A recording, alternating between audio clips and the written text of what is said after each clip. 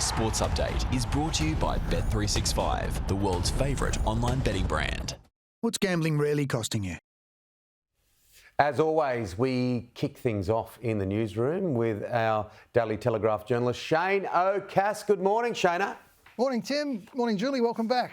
Thank you very much, Shane. Well, I tell you what, it has been a busy week of movement in terms of the Everest. We've had another contender confirmed overnight off the back of a couple of others during the week. So tell us what the latest is. OK, well, there are now only 4 slots left in the Everest, so 8 horses have been selected. Private Eye was picked up last week after winning the shorts, and now, as you mentioned last night, Buenos Noches was added to the field, which is a great result. He could be the fairytale horse of this year's Everest if he wins, because he was a $40,000 yearling. He's got 20 owners. They've all put in, obviously, $2,000 each. He's been trained by Matthew Smith and ridden by Dylan Gibbons, which is absolutely incredible. He's an apprentice. He only had his first win at Coffs Harbour in August in 2020, and now here he is. He's going to be riding in a $20 million race, so he'll handle the pressure. He's a terrific jockey. Matt Smith obviously wants somebody on the horse who can do the job, who knows the horse well, and Dylan Gibbons is perfect for that. So with Private Eye added, we've now got the trifecta from last year's Everest going to compete in this year's Everest, so that's Giga Kick, Private Eye and Marzu. So look, it's still a different field though, saying that, from what we had last year.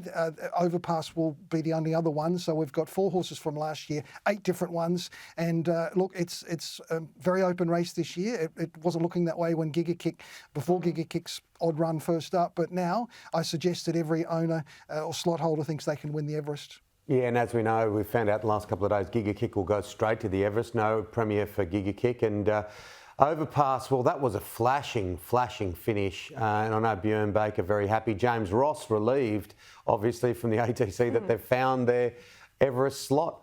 Well, that's right. Overpass ran 6th in the race last year, so he obviously beat more horses than beat him. And he was a good horse, but he wasn't as good as he was this year. I mean, he's gone on to win the Quokka, and obviously you saw what he did last week. And as I mentioned last week, the thing about Overpass, his weapons are his speed and the fact that he can fight on when challenged. So, look, he again, you would think he's going to beat more horses than beat him home. And every horse you beat, the more money you earn. So I think he's a pretty good selection.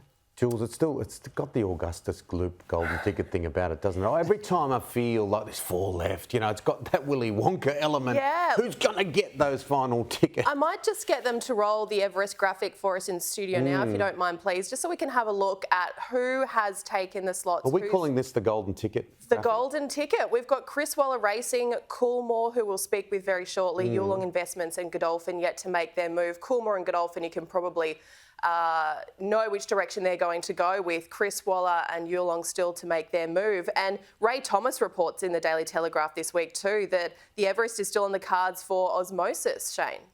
Well, look, he's racing today at Rose Hill. He's a very fast horse. He's unbeaten. He's a bit like Overpass, actually. He's extremely quick, and he could run the time that would put him up towards the Everest. But I'd be looking out for a horse like Espiona today. I think she's the wild card for Chris Waller. She's a very good mare. She was outstanding in the Scirocco behind Sunshine in Paris. I mean, she was probably as good a run. Sunshine in Paris is in the Everest. So, look, Chris Waller's got a spot. He could sell it. He could wait till after the premiere. But if Espiona happens to run well today, I think she could be the wild card into the race. And that's the thing we need to remember. Slot holders can sell. And we've seen it happen previously. So that can add an entirely new dynamic.